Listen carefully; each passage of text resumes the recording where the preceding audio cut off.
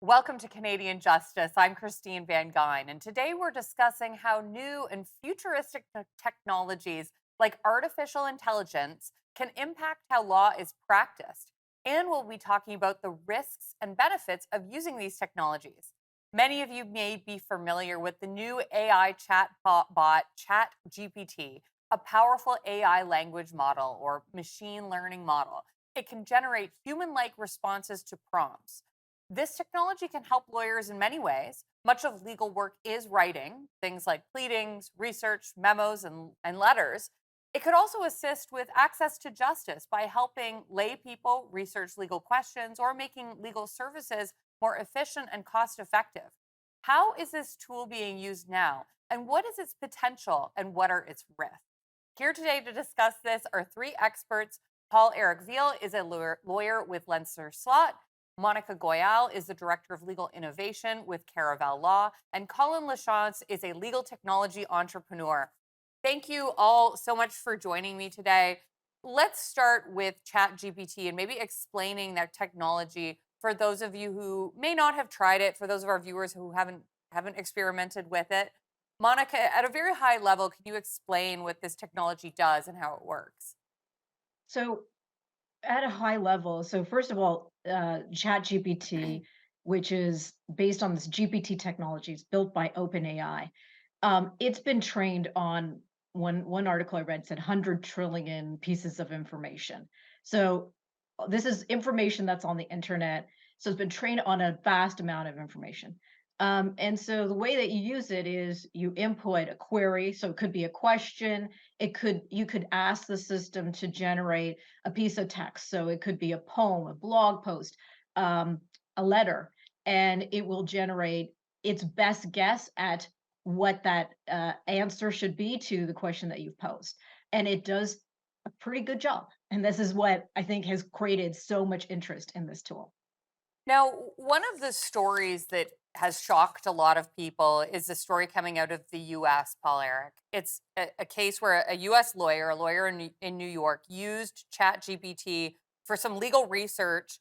And basically, the chatbot made up a bunch of law. It fabricated some case law, and that made its way into the pleadings. And the lawyer who did this is now facing professional consequences. So, what can you tell me about that instance and about what that teaches us, and about how courts are dealing with the use of this technology?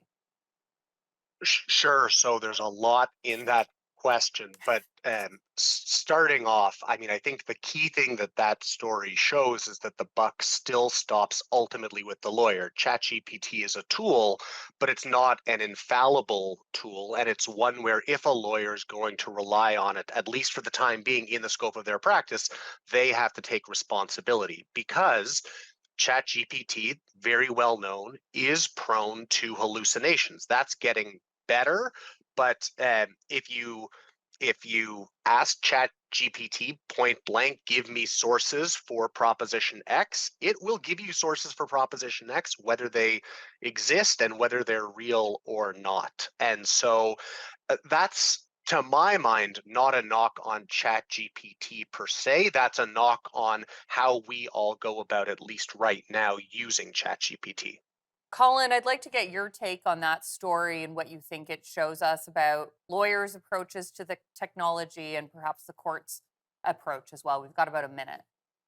Sure. Well, individually, when we use a piece of technology, we feel it's intended for the reason we went to it. So a lawyer who approaches it, the New York lawyer approached it, looking for case law to support a proposition, asked for it, was given something.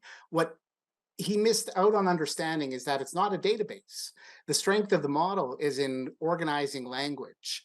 And so one of the biggest lessons that I think that's come out of it for the legal profession of that is the recognition that answers that sound right are more question of statistical fluke than anything connected to reality, because it doesn't pull from a database of knowledge. It just organizes the words in a way that makes sense based on all of the language that it was trained on. So we have to approach these tools with caution, treat them as excellent writers, but not necessarily informed educators.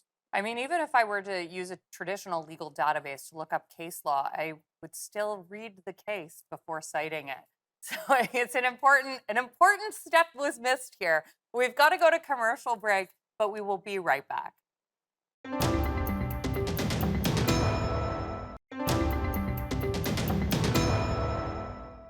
Welcome back to Canadian Justice, where we were discussing the role that our artificial intelligence like ChatGPT can play in the legal profession. Now, Monica, I have heard different anecdotal stories about how law firms are approaching AI and tools like ChatGPT. And there's a really big spectrum. I've heard of firms that call themselves early adopters. They are embracing it. They are training their lawyers in how to use this type of technology. And then I've heard the opposite side of the spectrum. If you use this technology, you will be subject to discipline from our firm as a lawyer. The websites are blocked on the firm devices. What are you hearing about the different approaches? And do you have thoughts on what is the better approach? Yeah, I've heard the same thing. So I actually think there's like three buckets. There's firms that are saying don't use this, and some of that might be driven from the client side. So some clients are saying we don't want we're worried about the information that's inputted into ChatGPT, how it's being used. So we don't want you to do that. So the firms are reacting sometimes in those cases to the client needs.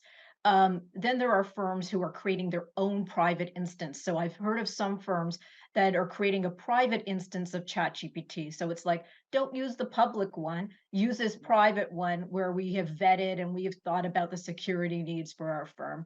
And then there's some firms who are like, people are going to use this. We can't stop them. Let's give them some guidelines on how to use it.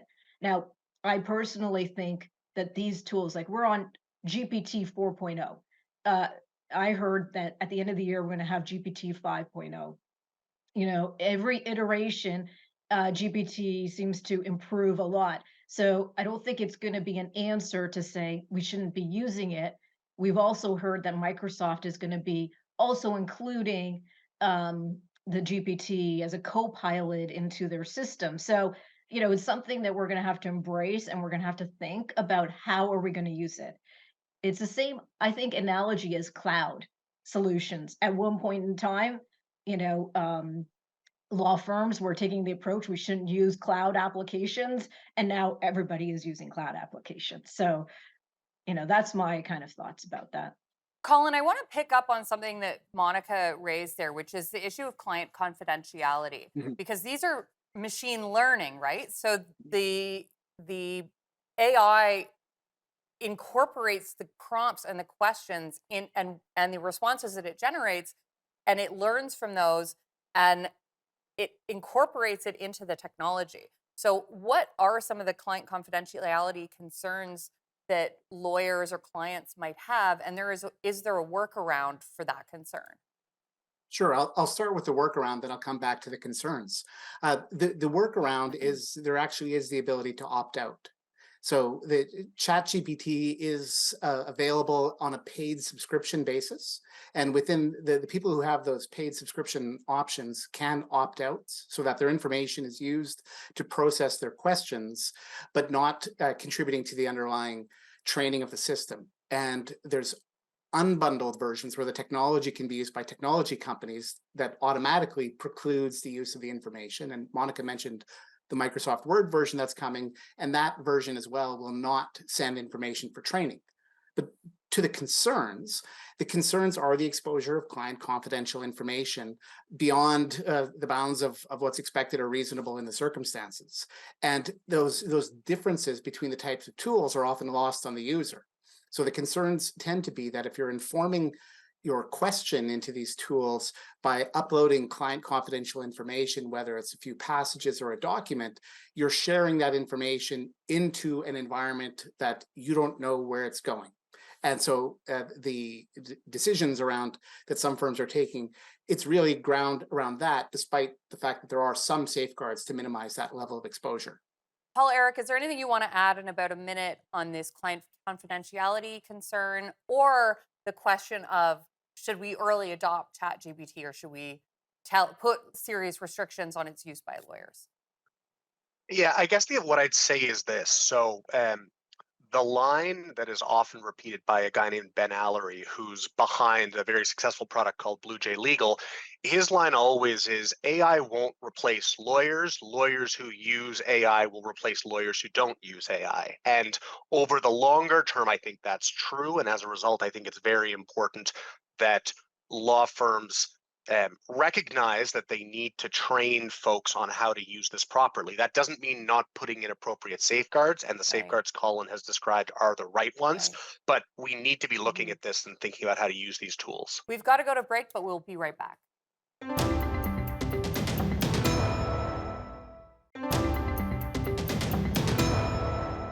Welcome back to Canadian Justice, where we are discussing artificial intelligence and the role that it can play in the practice of law.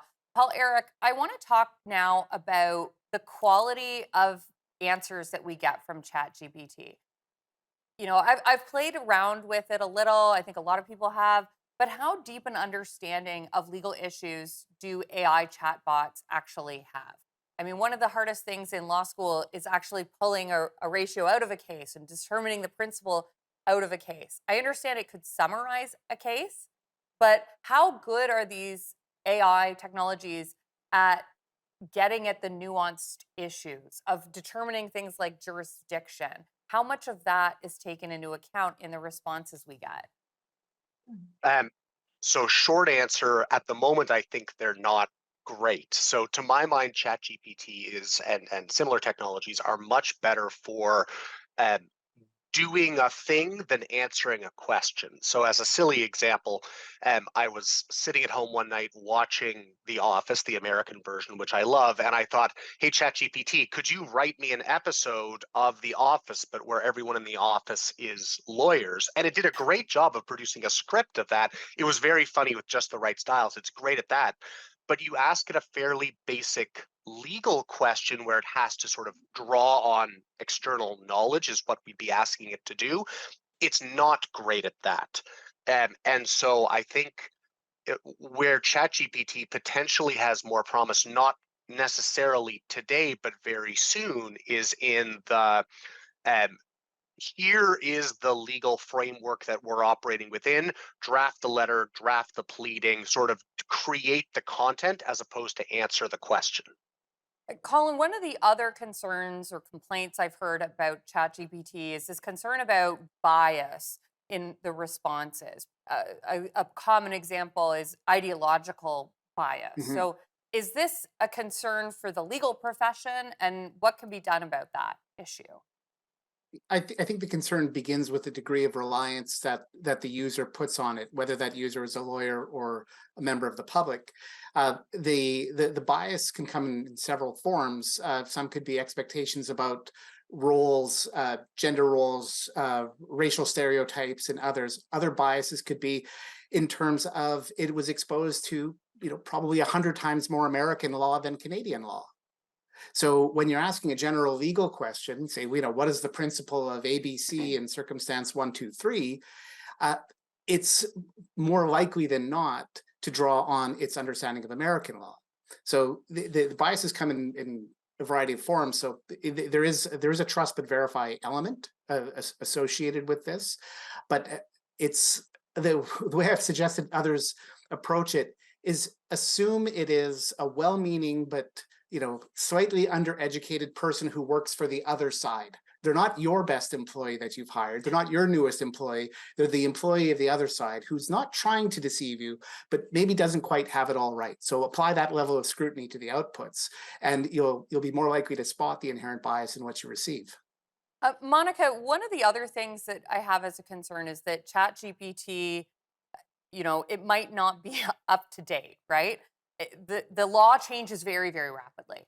And if you are making submissions in court, you should probably, before you stand up, check to make sure nothing has changed, the week before you stand up before a judge. But how rapidly does ChatGPT get updated for things like developments in important case law? Um, is that something that people should be concerned about as well? Yeah, it's a good concern. So the GPT 4.0 is up to date to 2021. So it's not going to be current to what's happening today. I would recommend not using it for legal research. What I think is the opportunity, or what we're going to see in the future, is where big companies like Thomson Reuters, LexisNexis, which have a repository of case law, or any company that has this repository of case law, is using that and leveraging the generative AI in their systems. And then we're going to be more confident about the accuracy, the results, the output, and that it being up to date. But right now, you can't rely on Just in ChatGPT. about 30 seconds, Monica, one of the things that I have noticed is that ChatGPT doesn't actually provide source information for a lot of things. I mean, I don't get a link that I Yeah, can click necessarily. Any comment on that in about 20 seconds? yeah, that's absolutely correct. And sometimes even the cases that they cite are totally made up cases, so you have to be really careful. It's a people Yeah, pleaser, just wants to give y- you an answer. we've that's got to go right. we've got to go to commercial break, but we'll be right back.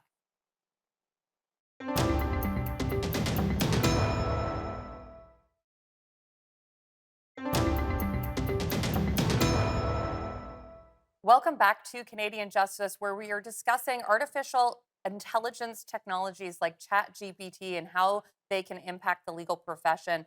Now, Colin, one of the things that is most exciting to me about the opportunity presented by AI is for access to justice issues, to make legal work more efficient, more affordable, that clients can better afford it, or even the potential that lay people might be able to more easily rely on it to do legal research than just uh, the difficulty that lay people have using traditional legal databases, which can be very overwhelming and takes a lot of training for lawyers to learn how to use.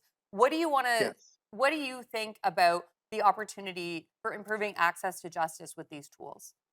I think it's immense. I think it's incredibly exciting. We've highlighted some of the negative risks of just relying on the tool directly, but where I think a lot of the positive developments are coming, Monica began to hint at it with her answer there. It's that you use the tools for what they're good at relative to trusted database. So just to use one example, that could be a lawyer or somebody acting on their own. Using an open access case law database like Canly, they could pull off 5 cases that have some relevance to their matter. They could load those 5 cases into a chat GPT like tool and say, here's my issue. These are the 5 cases. Help me figure out an effective way to argue that. So now instead of the lawyer billing the client for the hour, 2 hours that it might have taken to do it, or the client not really knowing how to synthesize that information themselves, you've come up with something that is far more trustworthy because now you have a quality summary grounded in the right information as a starting point. That's one example, I think, where there's opportunities to take significant costs out of the legal services we pay for and create significant opportunity for the ones where we have to generate self-help. Paul, Eric, anything you want to add to that? The opportunity that's being created with this technology and the ways it could improve access to justice. Yeah, so I largely agree with Colin. I mean, I think the thing in its current stage of evolution, and this is changing very quickly, right? So everything I say, probably 6 months from now will be out of date, and a year from now will look completely different. In its current iteration, I think ChatGPT and related technologies have a lot of potential to help lawyers do their jobs better, faster, cheaper. I don't think we're at the cutting the lawyer out of the process, even for relatively simple things. The goal, quite frankly, is that we can get there sooner rather than later because there are all kinds of fairly straightforward things that you hope that lawyers wouldn't need to be involved in so that costs can be reduced dramatically. I think we'll get there, but it's not in the very short term time horizon. Monica, anything you want to add there about the opportunities presented by AI technology and how it can improve make legal services more available to the public or make them more cost effective. Yeah, I mean, I agree with both what Colin and Paul has said. Just expanding a little bit on what Paul has said is that what I find we're trialing a few new tools that are built on the generative AI models, um, and we're seeing some amazing results. And so with these tools, you can input like your, let's say, a document, a contract, and ask it to draft like a termination letter, and the output response is very good. So I see in the short term two things happening. One is that we can use the tools to reduce the time that it takes lawyers to do something, and the second is the output response that is produced by these tools. So like we're using something for contract review, it's just a nicer kind of output. It's a way for lawyers to also do a double check. So it's like we are using this contract review tool. It will provide you with suggestions for things to review. So I think those are the short term, the things. But I think in the long term, what Colin said is absolutely true. We're going to see some really interesting tools that are going to be allow people to self-serve in some very interesting ways. What an absolutely exciting time to be practicing law, and just it feels like we're living in the future a little bit. And I absolutely agree that should be embraced as a tool with potential rather than always focusing on the negative. Monica, Paul, Eric, Colin, thank you so much. We've heard today about how emerging technologies like artificial intelligence and ChatGPT can help the legal profession. And we've also heard about the risks of over reliance without critical thinking. Is artificial intelligence a tool that should be embraced by the legal profession to improve research, drafting, and efficiency and lower costs?